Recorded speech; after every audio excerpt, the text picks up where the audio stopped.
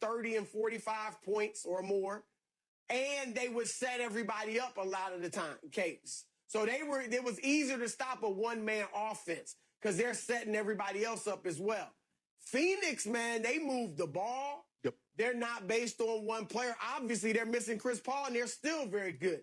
Devin Booker goes 5 for 16, but DeAndre Ayton is there. We know Jay Crowder and Mikal Bridges can step up. Cam Johnson hit some big shots, and now you got Cam Payne playing like he's an all-star. You know, so they have a lot more. They're more athletic. And DeAndre Ayton, and you guys said it, obviously gives you things that Gobert and Boban don't give you. But I've said this. Now, of course, I'd rather have Joel Embiid or Nikola Jokic. But in many ways, DeAndre Ayton is like a prototype big man for today's NBA.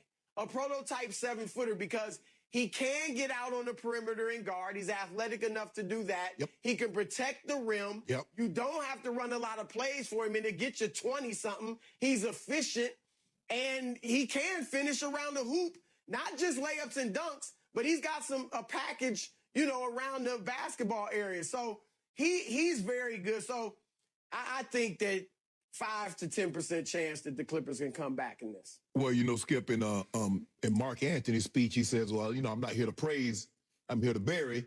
Well, I'm not here to bury the Clippers, but I'm not going to praise them either. I've learned my lesson like you, so Chris. Flipped around. Yeah, I flipped it around. You know, he came to bury me, he didn't come to praise him. If he was an honorable man, he would, you know, Skip, you know the thing. I know it. Yeah, you know, I had to I got an A on that. I had to say that in front of the class one time. You didn't get A's very often. I didn't get them out very often, but, you know, something I can remember. You got A's on Shakespeare. Who knew? Just that part of Shakespeare. Okay. Skip, when you look at the Clippers, I learned about, man, I'm like, man, they got him. Dallas got him. Dallas beat him. I said, oh, yeah, Dallas going to get him. Dallas ain't get him. I said, oh, Utah with Donovan back, the way they shoot them threes, I said, Utah going to get him. Jazz ain't get him. But this is a different animal. Because they got, if Chris Paul comes back, now, as Chris said, you got Book that gets to go back to his natural, what he does really well, which is score the basketball. Because there's a reason why he only has 1 triple-double in his career, and it came in game 1 of the playoffs, game 1 of the finals, is because that's not what he's best suited for, is to play make. Because think about last night, Chris, of the 8 turnovers they had, he had 7 of them. So now he's not in a position. That's not what he does. He's not a facilitator. He's not a playmaker for others.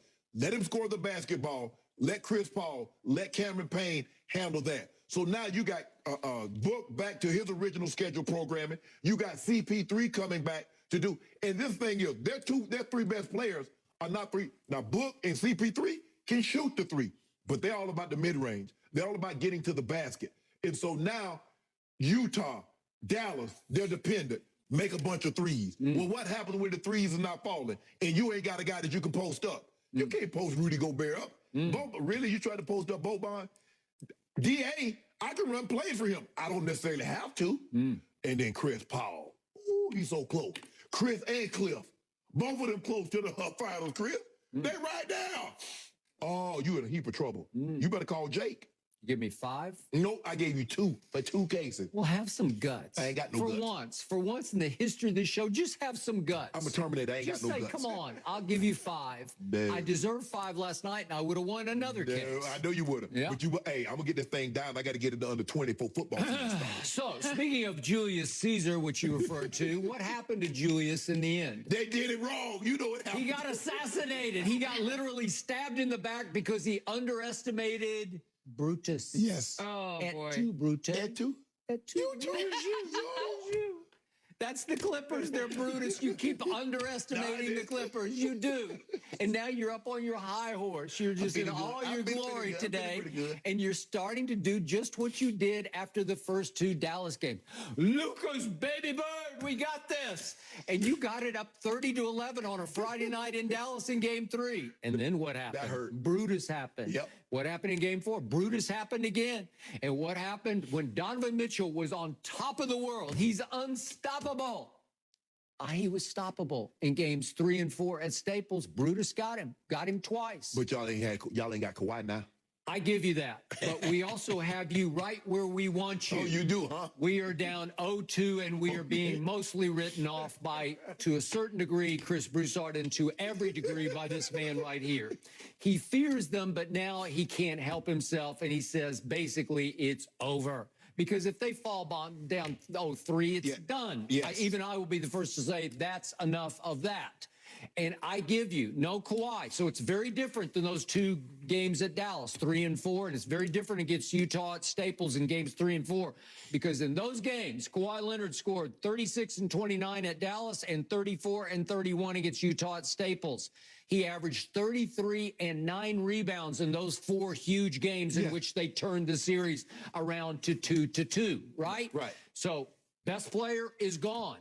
Maybe the third best player, Marcus Morris, he was hobbled last night. He tried to give it a go. Chris and I have agreed all year they tend to sort of weirdly go as Marcus Morris Sr. goes. He went south last night, 3 of 11, right? You looked in the first quarter, he was 1 of 6.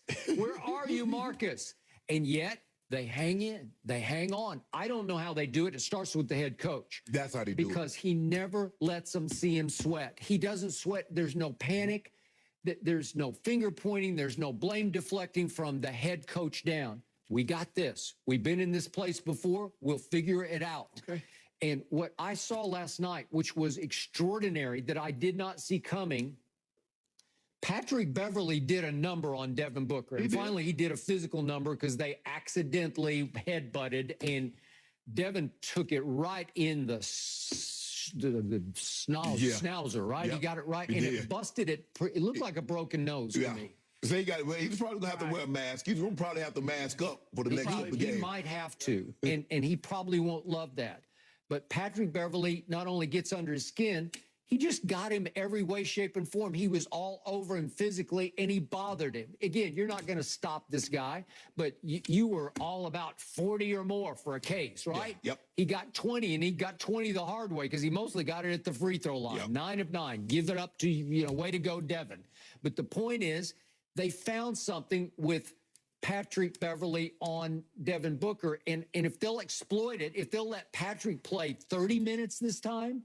Again, Rondo's been pretty good. He's made a couple threes, but Patrick Beverly's been making clutch threes in the fourth quarter. He made 3 in the closeout game against Utah in the fourth quarter. So I'm starting to trust a shot that he has that's never been that trustable. So if you add all that up, just the Clippers' resilience, just the cardiac Clippers that they are, I like them a lot in Game 3. Well, now, Skip, it's going to be a little bit more difficult to guard Book because Book's going to be running off screens because he don't have to worry about playmaking. Okay. Now he has CP3, so now they're going to be running a lot of screens. Okay, we'll see about that, which brings me to my final point. Cameron Payne has been a revelation for Phoenix. And Chris, I reminded Shannon earlier, once upon a time, back in 2015, he was the 14th overall pick in the draft. Well, that's pretty great out of Murray State. And he's finally starting at age 26 to live up to it because he's explosive. He's lightning quick. Paul George was having a hard time in the fourth quarter staying in front of him because he's just not that. At 6'8", Paul's just not that quick. He's long, but he can't out-quick him.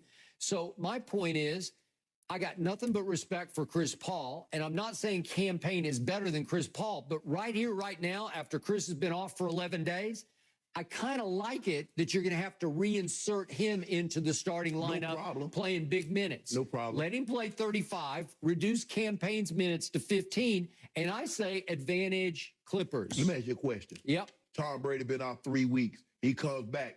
You going to be hesitant to put him in if the backup played well? Okay, but that's football versus the quarterback. basketball. The quarterback. There's a quarterback here. He's the best one. Well, you just went to the GOAT. No, that's good. We're talking about Cameron Payne and Chris Paul. I'm talking about Chris Paul being reinserted. Okay, Chris Paul has played in 1 conference finals in his life and no NBA finals. And there may be a reason for that. Maybe we're about to see that. But might be a reason why we about to play in the NBA finals. Okay, well, are you? I know the refs want it. I know the league office wants it. I got that. Chris, can you believe this man? He's talking about the referees. No, because Skip, look, I think the league has learned during these playoffs that it doesn't matter who's playing.